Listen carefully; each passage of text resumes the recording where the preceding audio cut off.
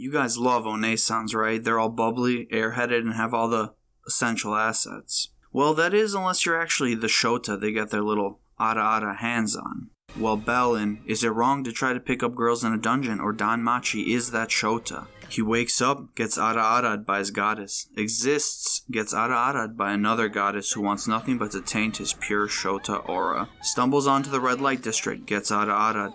Goes to work and needs advice, gets Ara Araed. Finds a girl his age who happens to be a little bit more mature than he is, gets Ara Araed. Finds a bar he enjoys, gets Ara Araed by the barmaiden and her elf friend. My best girl, by the way. And many more if you read the light novels. Where were all the Onesans when I was Belle's age, huh?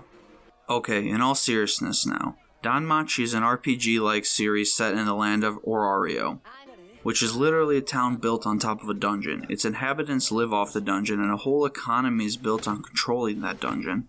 Whether it be by hunting monsters and selling the parts, hiring people to gather parts to make weapons or potions, or even servicing the dungeon-dwelling adventurers with bars, restaurants, and brothels. Many of Orario's inhabitants join what are known as familias, or groups that serve and worship a particular god or goddess. And in one of the poorest, most obscure familias, we meet our little Shota, Bell. He is a sole member of Hestia Familia and carries almost no presence as a measly level 1 adventurer. He serves his goddess Hestia, and returns to the dungeon day after day to become a hero similar to the ones his grandfather told him about to, as the title suggests, pick up girls in a dungeon. Along the way, he meets a number of characters that he befriends, and some even join his familia, and in these characters is where I believe DanMachi truly begins to stand out. You meet characters that are really brought alive by their charm and humor. The characters in DanMachi are all very unique, and you can see it in their daily interactions. Some of the characters quarrel amongst each other openly, while others slyly attack from the shadows. It introduces characters without relying on the usual tropes that you see in other series. You get a wide range of personalities that all gravitate to the seemingly ever-pure Bell. You get characters like the matron of his familia, party members, those rooting him on from afar, a brooding confidant, and even the crazy neighborhood goddess. Well, you get the picture. But the real beauty of the show comes not from the characters, but something that speaks truer to me in a hero. Bell starts out as your usual Hotten protagonist that has changed over time throughout the series. He grows from, I need to pick up girls, to, I need to get stronger to protect my goddess and my familia. But really, we all know he still wants to pick up girls, and there's absolutely nothing wrong with that. Bell is the aspiring hero that puts this show together and glues all of the interesting characters together. But what is it about Bell that is so captivating to watch? DanMachi has this interesting premise of leveling up that puts due emphasis on Bell's actual growth. In fact, it is very similar to watching your favorite RPG protagonist level up, which for me might be like a Seki Soulsborne character.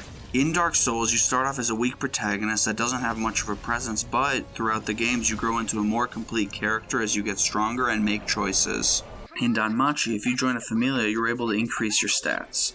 The more monsters you fight, or even adventures, the more your stats increase.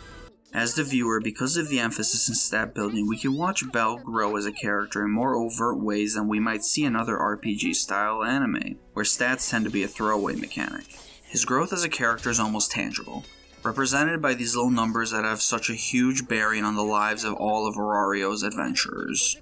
You're watching this level 1 protagonist, this misguided and naive boy, but you see him mature and you watch him get stronger throughout the series. His choices bring the characters together almost like you are the player playing from Bell's perspective. And this is why I think I enjoy this series so much. It reminds me of the RPGs that I love playing, but in anime and light novel format. If you yourself are in love with RPG-like series, then I think you should give it a try. You are able to see Bell level up, and though there are many theories as to why Bell is leveling up so much that I won't get into now, his rapid XP gains are something that makes Bell feel like an RPG protagonist even more. In those games, you are leveling up rapidly while the NPC characters you meet tend to stay around the same level, so maybe they see you in the same way the characters look at Bell. Do they admire you? Are they jealous? Do they worry? Or are they looking for ways to improve themselves following your methods? There are a couple of other series that make me feel like that, such as Grimgar Fantasy and Ash or The Rising of the Shield Hero, and I adore these as well. My only issue with DanMachi though is at times the anime doesn't quite express the RPG elements as much, so if you really like the premise, I strongly recommend the light novel. In the light novels, it is constantly letting you know what the character stats are and always emphasizing their importance, so Belle's growth feels all the more rewarding for it. Aside from that, I do think the anime adapted the story very well, even if the animation in Season 2 dropped a little in quality. JC Staff's character designs are incredible and really bring out the beauty in the characters, and the voice acting is equally superb. Overall, the series has something special. It really feels like you're growing along with Belle. I mean, I think I might like this series a little too much. Overall, the characters are really nicely created and introduced, the premise of the world is really interesting, and finally, of course, you get to watch Belle get Ara Araed.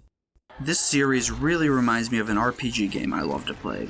It's a series that no matter what, really feels like an adventure. Shota discretion advised. Thanks for watching, guys. If you like the video, do me a favor and hit the like button, and if you want to be updated, subscribe to my account. Follow me on any of these accounts if you're interested, and thank you for watching my video.